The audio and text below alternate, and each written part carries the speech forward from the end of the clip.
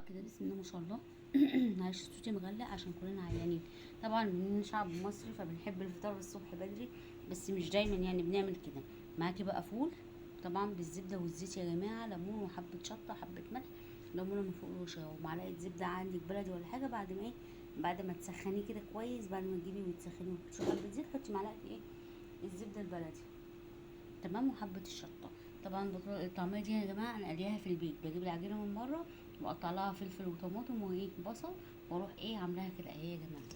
بصوا باين عليها قوي ان انا قليها ايه في البيت اهي يا جماعه. تمام كده عشان ايه بتبقى احلى بكتير.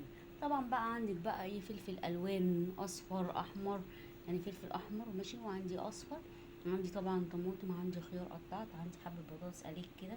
طبعا البيض بقى يا جماعه احنا بنحطه كده عشان ما حدش بيحب كل واحد بيحب يقشر بيض لنفسه، ما حدش يعني ما حدش يقشر للتاني.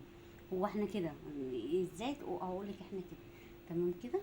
بص بقى دي الجبنه اهي يا جماعه، عندي بقى ايه قطعتين جبنه فلامنك على رومي على مش عارفه ايه. فطلعي اللي موجود عندك وافطروا. واحنا طبعا الصبح بدري، طبعا كنا قبلها بيوم كان عندنا بقى دروس، وكان عندنا حجز مدرسين، وعندنا حاجات تانية كتير، وملف بيتقدم. فطبعا بصوا كده اللهم بارك.